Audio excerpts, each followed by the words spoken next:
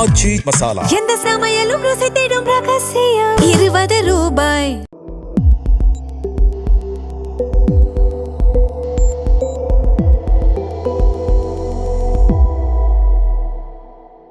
தமிழ் தடம் நேயர்களுக்கு வணக்கம். நம்மோடு உரையாட ஊடகவியலாளர் திரு கேப்ரியல் இணைந்திருக்காங்க. வாங்க பேசலாம். வணக்கம். வணக்கம். எலெக்ஷன் நடந்து முடிஞ்சிருக்கு. 5 மாநிலங்களுக்கு ரிசல்ட்டுக்காக வெயிட் பண்ணிக்கிட்டு இருப்போம். இந்த சமயத்தில் ஒரு அதிர்ச்சியை தூக்கி போட்டிருக்காங்க மத்திய அரசு. கமர்ஷியல் எல்பிஜியோடைய ரேட்டை வந்து ஏற்றிருக்காங்க. கிட்டத்தட்ட 1000 ரூபா, 993 ரூபா வந்து ஏற்றிருக்காங்க. இப்பொழுது அந்த கமர்ஷியல் சிலிண்டரோடைய விலை வந்து 3000, 3500 அப்படின்ற ஒரு ரேஞ்சுக்கு வந்து போய் நிற்குது. ஸோ வணிக நிறுவனங்கள், ஹோட்டல்ஸ், இது போல் இடங்கள் வந்து ரொம்ப பாதிக்கப்படுறாங்க. விலைப்பட்டியலை உயர்த்தியிருக்காங்க. விலைப்பட்டியலை உயர்த்தும் பொழுது அடித்தட்டு மக்கள் தான் பாதிக்கப்படுறாங்க. அடிப்படையான அந்த உணவு அப்படின்ற விஷயமே இப்பொழுது ஒரு காஸ்ட்லியான ஒரு இடத்துக்கு நகர்ந்துக்கிட்டு இருக்கு. ஸோ ராகுல் காந்தி விமர்சனம் பண்ணிக்கிட்டு இருக்காரு, இது எலெக்ஷனுக்கு நம்ம பே பண்ணக்கூடிய பில் போல அப்படின்ற மாதிரி அவர் விமர்சனம் பண்ணியிருக்காரு. ஸோ எப்படி பார்க்குறீங்க? எலெக்ஷன் முடிஞ்ச அப்படியே ஒரு 2-3 நாளில் இந்த விலைப்பட்டியல் உயருது. ஸோ எப்படி பார்க்குறீங்க? இது எதிர்பார்த்த ஒரு விஷயம்தான். இந்த விலையேற்றம்ன்றது டெஃபினட்டாக நடந்து தான் ஆகணும். ஏன்னா இப்போ ஹுர்முஸ் ஸ்ட்ரெயிட்டை பிளாக் பண்ணி வச்சுருக்காங்க. அப்போ அந்த வழியாக வரக்கூடிய எல்பிஜி வரல, க்ரூட் ஆயில் வரல. அப்போ விலை ஏறிட்டுருக்கு. சர்வதேச சந்தையில் பெரிய தட்டுப்பாடு இருக்குது. அப்போ குளோபலாக விலையேற்றம் இருக்குது. நம்ம நாட்டில் மட்டும் இல்லை, உலகம் முழுக்க எல்லா பகுதிகளிலும் பெரிய பாதிப்பு இருக்குது. எல்லா நாடுகளும் பாதிக்கப்பட்டிருக்காங்க. மேபி அமெரிக்கா கொஞ்சம் கம்மியாக பாதிக்கப்படலாம், பட் அமெரிக்காவும் பாதிக்கப்படுறாங்க. யூரோப்பும் நம்மளை விட அதிகமாக பாதிக்கப்படுறாங்க. ஸோ அதனால ஒரு பெரிய ஒரு போர் நடக்குதுன்னா அதனால ஏற்படக்கூடிய பாதிப்புகள் டெஃபினட்டாக இருக்கும். இங்கேயும் அது நடக்குது. ஸோ விலையேற்றம் அப்படின்றது எனக்கு தெரிஞ்சு தவறான விஷயமா படலை. ஆனால் இதில் தவறு எங்கே இருக்குன்னு நான் சொல்கிறேன். வேற 2 இடத்துல தவறு இருக்குது. ஒன்று, எலெக்ஷன் வரைக்கும் வெயிட் பண்ணுறாங்க. ஸோ எலெக்ஷன் முடிஞ்சதுக்கப்புறம் விலையை ஏற்றுறாங்க. ஃபஸ்ட்டு போர் ஆரம்பிச்சதுக்கப்புறம் மார்ச் மாதம் 144 ரூபா இன்க்ரீஸ் பண்ணுறாங்க. அதுக்கப்புறம் ஏப்ரல் மாதம் 200 ரூபா இன்க்ரீஸ் பண்ணுறாங்க. அப்புறம் எலெக்ஷன் முடிஞ்சதுக்கப்புறம் இப்போ ஏறக்குறைய 1000 ரூபாய் அதிகப்படுத்துகிறாங்க. அப்போ உங்களுக்கு தெரியுது எலெக்ஷனை அது பாதிக்கக்கூடாது, அதனால எலெக்ஷன் வரைக்கும் வெயிட் பண்ணுவோம், அதுக்கப்புறம் ரேட்டை ஏற்றலாம் அப்படின்னு அவங்க பார்க்குறாங்க. ஸோ அதுக்கு பின்னாடி ஒரு அரசியல் இருக்குது. அது தவறு. நீங்கள் ப்ரைஸை இன்க்ரீஸ் பண்ணணும்னா டிரான்ஸ்பரண்ட்டாக இருக்கலாம்ல. எங்களுக்கு இந்த அளவுக்கு நஷ்டம் ஏற்படுது, இதை ஈடுகட்டணும்னா நாங்கள் விலை ஏற்றி தான் ஆகணும். அது இதுக்கு எலெக்ஷன் வரைக்கும் வெயிட் பண்ணணும். ஸோ அது ஒன்று. 2வது முக்கியமான விஷயம் என்னென்னா, கமர்ஷியல் சிலிண்டர்ஸுக்கு மட்டும் அவங்க ரேட்டை ஏற்றிருக்காங்க. ஸோ இப்போ நஷ்டம் ஏற்படுது. அப்போ கேஸ் சிலிண்டரை யாரெல்லாம் யூஸ் பண்ணுறாங்களோ அவங்க எல்லாமே அந்த நஷ்டத்துக்கு பே பண்ணணும்ல. கமர்ஷியல் நிறுவனங்கள் மட்டும் பே பண்ணா போதும், ஹோட்டல்ஸ் மட்டும் பே பண்ணா போதும்னா அது என்ன அர்த்தம்? இப்போ கமர்ஷியல் சிலிண்டர்ஸ் வாங்குறவங்க மட்டும் பண்ணா அது என்ன அர்த்தம்? அப்போ எல்லாருமே ஈக்குவலா அந்த சுமையை வந்து தூக்கணும்ல. அப்ப பொதுமக்கள் மீது அதை போடாம வணிகர்கள் மட்டும் மேல மட்டும் போடக்கூடாது இல்ல. அது நியாயமா இருக்காது. கோவம் திரும்பிடும் அப்படின்ற ஒரு காரணம். ஸோ நீங்க அங்கேயும் அரசியல் தான் பண்றீங்க. நம்ம சாதாரண கேஸ் சிலிண்டர்ஸோட ரேட்டை இன்க்ரீஸ் பண்ணியாச்சுன்னா மக்கள் நமக்கு எதிராக திரும்பிடுவாங்க. ஸோ அதனால என்ன பண்ணுவோம், இந்த மாதிரியான கமர்ஷியல் சிலிண்டர்ஸ் மேல மட்டும் நம்ம பிரைஸ் இன்க்ரீஸை போடுவோம், விலையை ஏற்றுவோம் அப்படின்ற மாதிரி நீங்க பண்றீங்க. அது என்ன ஆகும்னா இன்டைரக்டா மக்களை தான் பாதிக்கும். இப்ப நம்ம டீ கடைக்கு போறோம்னா, இப்ப அங்க பார்த்தோம்னா, நம்ம இன்னைக்கு காலைல பார்த்தோம் சமோசாவோட ரேட் இன்க்ரீஸ் ஆயிடுச்சு. ஆல்ரெடி இன்க்ரீஸ் ஆகி தான் இருக்கு. ரேட் எல்லாத்தையும் இன்க்ரீஸ் பண்ணிட்டாங்க. இப்போ இன்னமும் இன்க்ரீஸ் பண்ணிட்டாங்க. சாப்பாடோட ரேட் இன்க்ரீஸ் ஆகும், தோசையோட ரேட் இன்க்ரீஸ் ஆகும். இப்போ ஒரு நியூஸ் வந்துச்சு, வந்து சென்னையில பிஜில ரேட் இன்க்ரீஸ் பண்ணிருக்காங்க. ஆமா.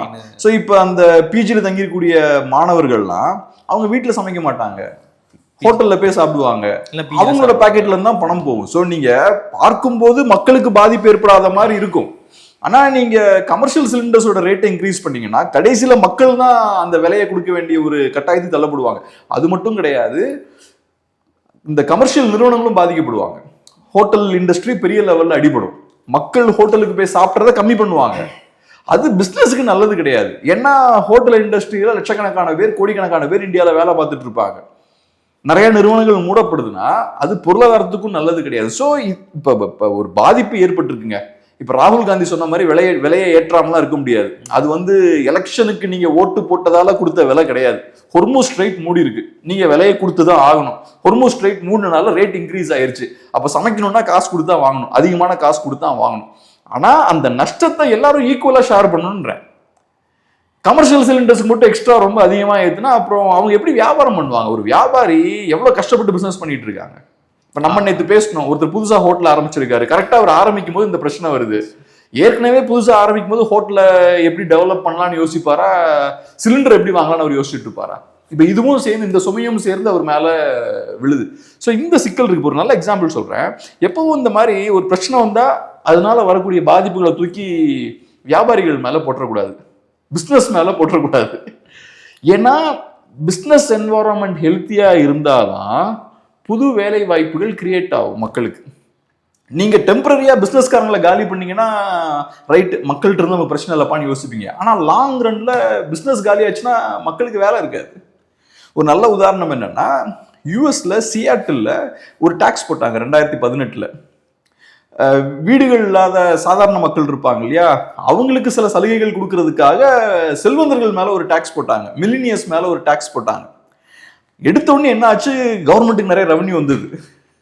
ஆனா போக போக லாங் ரன்ல பார்த்தோம்னா எக்கானமியில பெரிய பாதிப்புகளை ஏற்படுத்துச்சு. குறிப்பா அமேசான் மாதிரியான பெரிய பெரிய நிறுவனங்கள் நாங்க வெளியே போயிடுவோம்ட்டாங்க. அவங்க வெளியே போயாச்சுன்னா ஆயிரக்கணக்கான வேலை இழப்புகள் அங்க அந்த பகுதியில் ஏற்படும். அதுக்கப்புறம் ரிவர்ஸ் பண்ணாங்க, ஐயோ நாங்க இதெல்லாம் பண்ண மாட்டோம் அப்படின்ற மாதிரி. ஏன்னா நீங்க பணக்காரங்களை டாக்ஸ் பண்ண முடியாது, பிசினஸ்காரங்களை டாக்ஸ் பண்ண முடியாது. நீங்க பிசினஸ்காரன் மேல ஒரு 10% டாக்ஸ் போட்டீங்கன்னா அவன் அந்த பொருள்ல அந்த விலையேற்றத்தை கொண்டு வந்துருவான். ஒரு எக்ஸ்ட்ரா ஒரு 100 ரூபாய் நீங்க பிசினஸ்காரன் மேல டாக்ஸ் போட்டீங்கன்னா அதை அவன் விற்கக்கூடிய பொருள் அதை ஏற்றிடுவான். ஸோ அதனால நீ அவன் மேலே டாக்ஸே போட முடியாது. அதை நீங்கள் கிளியராக புரிஞ்சுக்கணும். இப்போ நம்ம ஆளுங்க பார்க்கும்போது, இப்போ நியூயார்க்கில் ஒரு மம்தானி இருக்கார்ல, அவரும் அந்த மாதிரி தான் பேசிட்டு இருக்காரு, நான் பணக்காரங்களெல்லாம் டாக்ஸ் பண்ணிடுவேன் ஆச்சு பூச்சுன்னு பேசிட்டு இருக்கு. அது முடியாது, அது நடக்காது. யூஎஸ்எஸ்ஆர் அதான் கொலாப்ஸ் ஆச்சு. இந்த மாதிரி வீராப்பு பேசின யாருமே வெற்றிகரமாக எதையும் பண்ணது கிடையாது. ஏழைகள் இருக்காங்கன்னா அவங்களை எப்படி மேம்படுத்தலான்றதை அவங்ககிட்ட நீங்கள் ப்ராக்டிக்கலாக புரிய வைக்கணும். அது இல்லாமல் அவன் தான் எதிரி, பணக்காரன் இருக்கான் பார், பிஸ்னஸ் பண்ணுறான் பார், அவன் தான் எதிரி. அதே மாதிரி கலிஃபோர்னியாவில் பண்ணாங்க, ஒரு கார்பரேட் டாக்ஸ் போட்டாங்க, ஹெவியாக டாக்ஸ் பண்ணாங்க. அங்கேயும் இதே மாதிரி தான் பெரிய நிறுவனங்கள்லாம் அதுக்கப்புறம் ரைட்டு டாட்டா பாய் பாயின்ட்டாங்க. என்னடா எல்லாம் கிளம்பி போறீங்க அப்படின்னு ரைட் ஓகே ஸ்டாப் பண்ணிட்டாங்க. ஏன்னா அவங்க அப்படி தானே பார்ப்பாங்க. ஒரு பெரிய நிறுவனம் இருக்குன்னா அந்த நிறுவனத்தோட பிரைமரி ஏம் என்னவா இருக்கும், லாபங்களை அதிகப்படுத்தணும். அப்போ இந்த பகுதியில் நம்ம இருக்கோம், கலிஃபோர்னியாவில் இருக்கோம், நமக்கு நிறைய டாக்ஸ் போடுறாங்க, நமக்கு நஷ்டம் ஏற்படுதுன்னா எங்கே நஷ்டம் கம்மியாக இருக்கோ அங்கே அவங்க ஹெட் குவார்ட்டர்ஸை ஷிஃப்ட் பண்ணிடுவாங்க. முடிஞ்சு போச்சு. என்னமா பெரிய இவங்க சொல்கிற மாதிரிலாம் இவங்ககிட்ட வச்சு பஞ்சாயத்துலாம் பண்ணிட்டு இருக்க மாட்டான். அவன் சின்ன நிறுவனம்னா யோசிப்பான், ஐயா நம்ம கிட்ட ஒரு 10 பேர் தான் இருக்காங்க, நம்ம இங்கேருந்து அங்கே போக முடியாதுன்னு. பெரிய ஆள் வந்து அப்படியே டாட்டா கட்டிட்டு போயிடுவாங்க, மம்தானி உட்காந்துருக்க வேண்டியதுதான். அதே தான் கலிஃபோர்னியாவில் ஆச்சு. ஸோ அதனால இந்த சிக்கல்கள் இருக்கு. ஏன் இதெல்லாம் நான் சொல்றேன்னா, நீங்க இந்த மாதிரி ஹெவியா அந்த இழப்புகள் வருது இல்லை, அதை ஃபுல்லா தூக்கி நீங்க பிசினஸ்கார மண்டையில போடாதீங்க. கொஞ்சத்தை மக்களும் ஃபேஸ் பண்ணுங்க. ஏன்னா மக்களும் எல்பிஜி தானே யூஸ் பண்றாங்க. அப்போ அவங்களுக்கும் கொஞ்சம் அதனால வரக்கூடிய பாதிப்பு அவங்களும் கொஞ்சமாவது ஃபேஸ் பண்ணும். ஸோ அதனால் அது எனக்கு சரியாக படலை. இந்த 2 விஷயம், ஒன்று கரெக்டாக எலெக்ஷனுக்கு அப்புறம் பண்ணது, 2வது எல்லா சுமையும் தூக்கி நீங்கள் பிஸ்னஸ்காரன் அதில் போட்டீங்க. இப்போ என்ன சொன்னாங்க அப்படின்னா, எலெக்ஷனுக்கு முன்னாடி நம்ம கூட நான் பேசியிருந்தோம்னு நினைக்கிறேன், எலெக்ஷன் முடிஞ்சு பெட்ரோல் விலைலாம் ஏற்றிடுவாங்க, பெட்ரோல் டீசல் விலைலாம் ஏற்றிடுவாங்க அப்படின்னு ஒரு பேசுபொருள் இருந்துச்சு. ஆனால் அதில் கை வைக்காமல் எல்பிஜியில் வந்து கை வச்சுருக்காங்க. ஸோ இதுக்கு அடுத்தது டீசல் பெட்ரோல், அதுக்கு அடுத்தது வீட்டுக்கு எல்பிஜி இதெல்லாம் ஏற்றுவாங்க. இப்போ என்ன பொறுத்தளவில் க்ரூட் ஆயிலோட ப்ரைஸ் ஏறுதுன்னா அதுக்கேற்ற மாதிரி மார்க்கெட்டில் பெட்ரோலோட டீசலோட விலையும் ஏறணும். அதே மாதிரி க்ரூட் ஆயிலோட ப்ரைஸ் கம்மியாகுதுன்னா இன்டர்நேஷ்னல் மார்க்கெட்டில் பெட்ரோலோட ப்ரைஸும் கம்மியாகணும், டீசலோட ப்ரைஸும் கம்மியாகணும். இதுதான் நியாயமாக இருக்கும். ஆனால் இப்போ பார்த்தோம்னா பல்க் குவான்டிட்டியில் டீசல் வாங்குவாங்கல்ல, அவங்களுக்குலாம் ப்ரைஸை இன்க்ரீஸ் பண்ணியிருக்காங்க. குறிப்பாக இப்போ இந்த பெரிய பெரிய டிரான்ஸ்போர்ட் கம்பெனிஸ்லாம் இருக்கலாம், சதர்ன் ரயில்வேஸ், அப்புறம் இந்தியன் ரயில்வேஸ்லாம் பார்த்தீங்கன்னா நிறையா வாங்குவாங்க அவங்கலாம். ஸோ அவங்களுக்கு ரேட்டை இன்க்ரீஸ் பண்ணியிருக்காங்க. ஆமாம். மற்றபடி சாமானியர்களை பாதிக்கக்கூடிய விஷயத்த பண்ணல. இங்கேயும் பார்த்தா நம்ம சொன்ன மாதிரி நிறுவனங்களை டார்கெட் பண்ணுறாங்க. ஆனால் அந்த விலையேற்றத்தை சாமானியர்களுக்கு கடத்துவதில் இவங்களுக்கு சிக்கல் இருக்கு. இப்போ பார்த்தோம்னா பெரிய லாஸ் வந்துட்டு இருக்கு. இப்போ இந்த பெட்ரோல் நிறுவனங்கள்லாம் இருக்காங்கல்ல, ஓஎம்சிஸும் வாங்க, ஆயில் மார்க்கெட்டிங் கம்பெனிஸும் வாங்க. ஆயில் மார்க்கெட்டிங் கம்பெனிஸ்னால் ஒன்றும் இல்லை, இந்த ஹிந்துஸ்தான் பெட்ரோலியம், அப்புறம் இந்தியன் ஆயில், பாரத் பெட்ரோலியம், இந்த மாதிரி நிறுவனங்கள் இருக்காங்க இல்லையா, இவங்க பெரிய லெவலில் நஷ்டங்களை இப்போ ஃபேஸ் பண்ணிட்டு இருக்காங்க. 1 லிட்டர் பெட்ரோலுக்கு 20 ரூபா அவங்க நஷ்டத்தை ஃபேஸ் பண்ணிட்டு இருக்காங்க. இப்போ க்ரூட் ஆயிலோட ப்ரைஸ் பார்த்தோம்னா $120 பெர் பேரலுக்கு போயிடுச்சு. அதுக்கு மேலே 120க்கு மேலே போயிடுச்சு. அதே மாதிரி பார்த்தோம்னா இப்போ ஒரு லிட்டர் டீசலில் 100 ரூபா நஷ்டம் வந்து இந்த நிறுவனங்களுக்கு ஏற்பட்டு இருக்கு. ஸோ அதனால இது பெரிய நஷ்டம். இதை தொடர்ச்சியா இந்த கம்பெனிகளால ஃபேஸ் பண்ணிட்டே இருக்க முடியாது. ஸோ இப்போ கவர்மெண்ட் என்ன பண்றாங்க, ஃபர்ஸ்ட் நம்ம ஏற்கனவே பேசணும், எக்ஸைஸ் டியூட்டி கம்மி பண்ணாங்க, 10 ரூபா கம்மி பண்ணாங்க, 13ல இருந்து 10 ஆக்குனாங்க, டீசலுக்கு 0 ஆக்கிட்டாங்கன்னு நினைக்கிறேன். எனக்கு எக்ஸாக்டா ஞாபகம், டீசலுக்கு 0 ஆக்கிட்டாங்கன்னு நினைக்கிறேன். அதை பண்றாங்க. இப்போ ஒரு 30,000 crore rupees வந்து அவங்க ஒரு பேக்கேஜ் மாதிரி அனௌன்ஸ் பண்ணியிருக்காங்க காம்பன்சேஷனுக்கு. இப்படி எவ்வளோ நாள் பண்ணிட்டு இருப்பீங்க? ஸோ நீங்க கொஞ்சம் ப்ரைஸை ஸ்லோவா இன்க்ரீஸ் பண்ணணும், வேற வழி கிடையாது. இப்போ இன்னொரு விஷயமும் இதுல என்னன்னா, இப்போ நஷ்டம் வந்துட்டு இருக்கு. சில காலங்கள்ல இந்த நிறுவனங்களுக்கு பெரிய லாபமும் வந்திருக்கு. குறிப்பா ரஷ்யால இருந்து சீப்பா க்ரூட் ஆயில் வாங்கணும். அப்ப பார்த்தோம்னா க்ரூட் ஆயில் பிரைஸ் $35 இருந்தது ஒரு பாயிண்ட்ல, $35-40 வாங்கிட்டு இருந்தோம். இப்போ 126 இருக்கு, 120க்கு மேல. அப்ப $30-40 வாங்கிட்டு இருந்தோம், ஏறக்குறைய $35-40 வாங்கிட்டு இருந்தோம். அப்ப முரட்டுத்தனமான ப்ராஃபிட். அந்த 24 அந்த இயர் இருக்குல்ல, 2024 அந்த இயர்ல பார்த்தோம்னா ப்ராஃபிட் இந்த நிறுவனங்களுக்கு பார்த்தோம்னா 80,000-900 கோடி ரூபாய்க்கு ப்ராஃபிட். அப்ப அதுல இருந்து வரக்கூடிய லாபத்தை அரசு வாங்கிக்கிட்டாங்க டாக்ஸ் பண்ணி. நிறைய 40,000 கோடிக்கு மேல அரசுக்கு போகுது. மீதி பணத்தை வச்சு இங்க பெரிய இன்ஃப்ராஸ்ட்ரக்சர் எல்லாம் கட்டுறாங்க. அப்போ ஒரு காலத்துல பெரிய ப்ராஃபிட் வருது, இன்னைக்கு நஷ்டம் வருது. அப்ப ஆயில் பிரைஸ் பயங்கரமா கம்மியானப்ப நீங்க என்ன பண்ணிருக்கணும், அதனால வரக்கூடிய லாபத்தை மக்களுக்கு கடத்தி இருக்கணும். நீங்க பிரைஸை நீங்க கம்மி பண்ணிருக்கணும். அப்ப பிரைஸ் கம்மி பண்ணல, அரசு ஒரு பங்கு எடுத்தாச்சு, இன்னொரு பங்கு எடுத்து நீங்க இன்வெஸ்ட்மெண்ட் எல்லாம் பண்ணிட்டு இருக்கீங்க. அது நீங்க இன்வெஸ்ட்மெண்ட் பண்றதுக்கு மட்டும் இல்ல, அது மக்களுக்கு நீங்க கொடுத்துருக்கணும்ல. அதை அப்ப நீங்க ரேட்டே கம்மி பண்ணல. இன்னைக்கு பார்த்தோம்னா ஏகப்பட்ட லாஸ் ஆகிட்டு இருக்கு. இப்ப இந்த லாஸை நீங்க ஃபேஸ் பண்ணணும்னு அவசியம் கிடையாது. அந்த பொருளோட விலை என்னவோ அந்த விலைக்கு நீங்க அந்த பொருளை வீங்க மார்க்கெட்ல, மக்கள் அந்த ரேட்டுக்கு வாங்கட்டும். அதை விட்டுக்கிட்டு அதுக்குள்ளேயே இந்த மாதிரியான வேலைகள்லாம் பார்க்குறீங்க. இப்போ என்ன ஆகும்னா, எப்படி ஏத்துறதுக்கு வாய்ப்பு இருக்கு, ஏன்னா உடனே போர் முடிகிற மாதிரி தெரியல. இப்போ ட்ரம்ப் என்ன சீஸ்ஃபயர் தான் இருக்கு, இப்போதைக்கு சீஸ்ஃபயர் வந்து கன்டினியூ ஆகிட்டு இருக்கு. ரொம்ப ஃப்ரெஜைலான ஒரு சீஸ்ஃபயரா இருக்கு. இது எப்போ வேணாலும் இந்த சீஸ்ஃபயர் முடிவுக்கு வரலாம். ஆனால் ட்ரம்ப் இப்போ ரீசெண்டாக ஒரு 2 நாள் 3 நாள் முன்னாடி ஒன்று பேசுறாரு, இன்ட்ரெஸ்டிங்கான வார்த்தைகளை யூஸ் பண்றாரு. எனக்கு குண்டுகள் பயன்படுத்தி நம்ம ஈரானுக்கு ஏற்படுத்தக்கூடிய பாதிப்பை விட இந்த பிளாக்கேட் மூலமா நம்ம ஏற்படுத்தக்கூடிய பாதிப்பு இன்னும் பெட்டரா இருக்குன்றாரு அவரு. அவங்க மேல ராக்கெட்ஸ் எல்லாம் லான்ச் பண்ணி அவங்களுக்கு டேமேஜ் ஏற்படுத்துறதை விட இது இன்னும் பெட்டரா இருக்குன்றாரு அவரு. ஓகே, அப்ப இதை கண்டினியூ பண்ணுவாங்க. ஆமா, எனக்கு பெரிய செலவு இல்லை, நான் ஒவ்வொரு மிசைலும் லான்ச் பண்ணா எனக்கு செலவாகும், அப்புறம் அவங்க அங்கேருந்து லான்ச் பண்ணுவாங்க, என் டிஃபென்ஸ் சிஸ்டம்க்குலாம் பெரிய செலவு இருக்கு. செலவு இல்லை, ஆனால் பெரிய அழுத்தம் வரும். இப்போ ஃப்ரான்ஸ்லாம் யூகேலாம் அழுத்தம் போட்டுக்கிட்டு இருக்காங்கல்ல, அவங்களுக்கு பெரிய பாதிப்பு இருக்கு. அமெரிக்காவுக்கு பெரிய பாதிப்பு இல்லை, நமக்கு பெரிய பாதிப்பு இருக்கு. ஆமா, ஈரானுக்கு பெரிய பாதிப்பு இருக்கு. அவங்கள பொறுத்தளவுல பாதிப்பு இருக்கா, அப்போ வந்து நீங்க வந்து ஓப்பன் பண்ணுங்க ஸ்ட்ரெயிட் ஆஃப் ஹோர்முஸ் அப்படின்றாங்க அவங்க. உங்களுக்கு என்ன ஸ்ட்ரெயிட் ஆஃப் ஹோர்முஸை பிளாக்கேட் பண்ணா பிரச்சனை இருக்குன்றீங்க, ரைட், வாங்க கப்பலோட வாங்க, ஸ்ட்ரெயிட் ஆஃப் ஹோர்முஸை கிளியர் பண்ணுங்கன்றாங்க. ஸ்ட்ரெயிட் ஆஃப் ஹோர்முஸை ஓப்பன் பண்ணாலுமே கூட நாளைக்கே கப்பல் போக்குவரத்துலாம் சுமூகமாக நடந்துடாது. ஏன்னா அங்கே கன்னி வெடிகள்லாம் வச்சுருந்துருப்பாங்க, அதெல்லாம் கிளியர் பண்ணும். அப்புறம் ஈரானை பொறுத்தளவில் சென்ட்ரலைஸ்ட் கமாண்டு கிடையாது.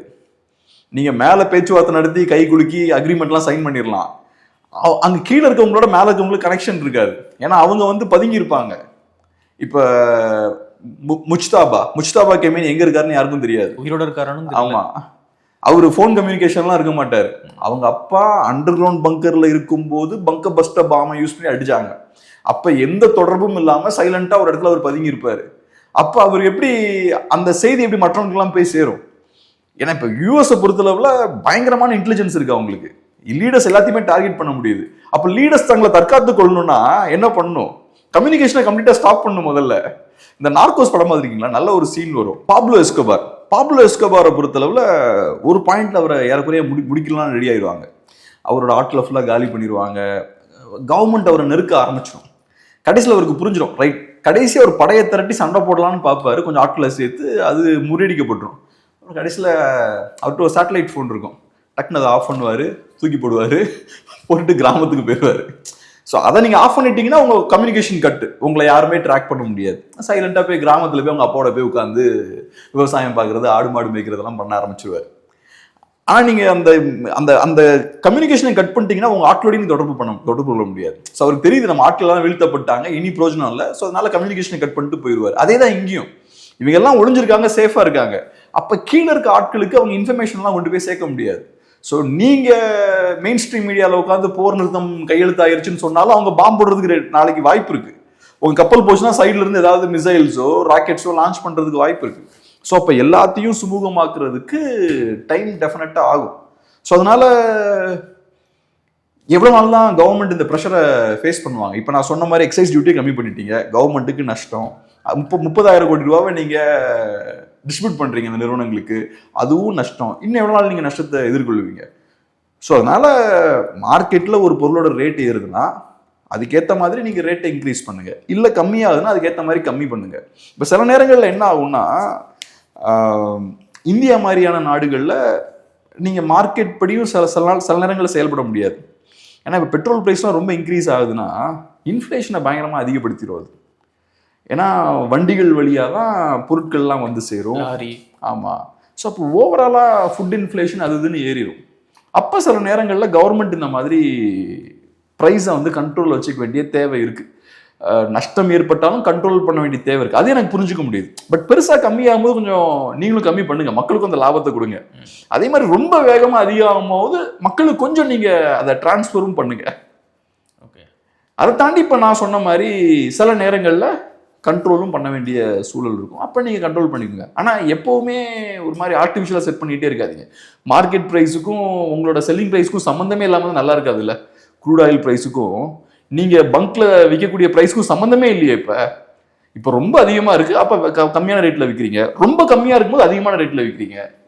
அது ஒரு ஓரளவுக்கு பேலன்ஸ்டாக இருந்தால் கரெக்டாக இருக்கும். அது இங்கே இல்லை. ஓகே. அப்போது ஃப்யூச்சரில் பெட்ரோல் டீசல் விலையும் ஏறுவதற்கான வாய்ப்புகள் தான் இருக்குது. எவ்வளோ நாள் தான் இப்படி தாக்கு பிடிக்க முடியும்னு எனக்கு தெரில. இப்போ நான் சொன்ன மாதிரி பல ஆயிரம் கோடி ரூபா நஷ்டமாயிட்டு, ஏதோ ஒரு நாளைக்கே ஏதோ ஆயிரக்கணக்கான கோடி நஷ்டமாகுதுன்றாங்க. எனக்கு எக்ஸாக்டாக அந்த டேட்டா இப்போ இல்லை. ஒவ்வொரு நாளும் 9,000 கோடியோ 12,000 கோடியோ நஷ்டமாயிட்டு இருக்கு. ஏன்னா நான் சொன்ன மாதிரி 1 லிட்டர் பெட்ரோலுக்கு 20 ரூபா பார்த்துக்கோங்க, 1 லிட்டர் டீசலுக்கு 100 ரூபா. அப்போ பெரிய நஷ்டம். இப்போ ஏவியேஷன் ஃபியூவெல்லாம் கொஞ்சம் ரேட் இன்க்ரீஸ் பண்ணியிருக்காங்க, இன்டர்நேஷனல் ஃப்ளைட்ஸ் மட்டும் இன்க்ரீஸ் பண்ணியிருக்காங்கன்னு நினைக்கிறேன். அது பத்தாது, நஷ்டம் வந்துக்கிட்டே தான் இருக்கும். அப்போ இந்த நஷ்டத்தை எப்படி அவங்க ஈடுகட்ட போகிறாங்க? அதுக்கு டெஃபினட்டாக ஒரு லிமிட் இருக்குது. இப்போ அரசியல்வாதிகளை பொறுத்தளவில் பெட்ரோல் ப்ரைஸ்லாம் ஏற்றுனா பெரிய சிக்கல் வரும்னு அவங்களுக்கு தெரியும். அதனால ரைட்டு, மக்களை பாதிக்கிற மாதிரியான விஷயங்கள் பண்ணிட வேண்டாம், எல்பிஜிக்கு மட்டும், அதுவும் கமர்ஷியல் எல்பிஜிக்கு மட்டும் ஏற்றுவோம். ஆனால் இதுக்கு ஒரு லிமிட் இருக்குல்ல, எவ்வளோ நாளும் தாக்கு பிடிக்க முடியும்?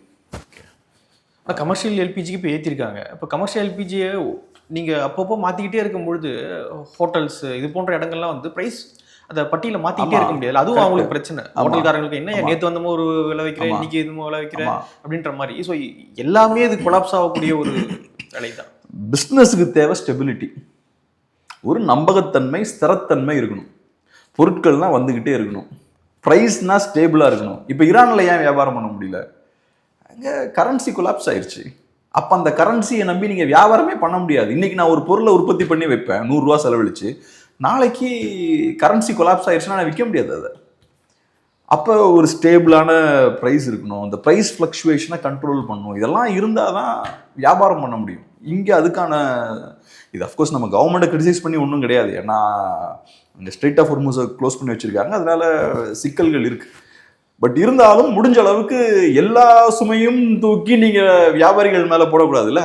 அதை கொஞ்சம் கம்மியாக போட்டிருக்கலாம் அவங்க மேலே. சரி, ஒரு 50% அவங்க மேலே போட்டு மீதி 50% மக்கள் மேலே போடலாம்.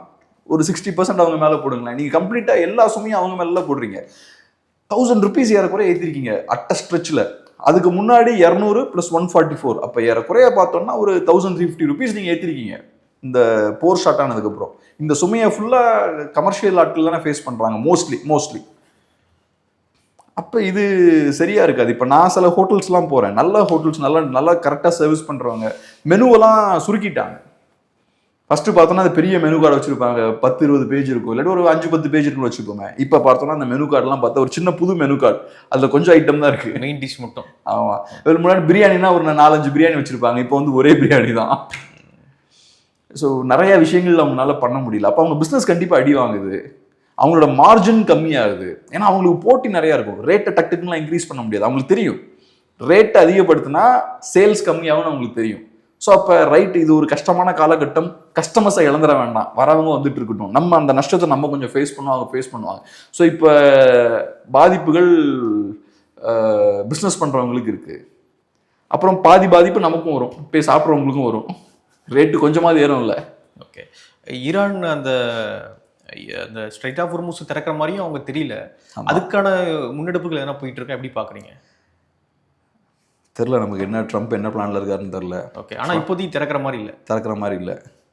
அட்டாக் பண்ணுறதுக்கான வாய்ப்பு திரும்ப இருக்குது. மேபி திடீர்னு திரும்ப அட்டாக் பண்ண ஆரம்பிக்கலாம். ஏன்னா இப்போ 2-3 ஏர்க்ராஃப்ட் கேரியர் இருக்குது. இப்போ 3 வந்து சேர்ந்துருச்சாங்க, 3 இருக்குது.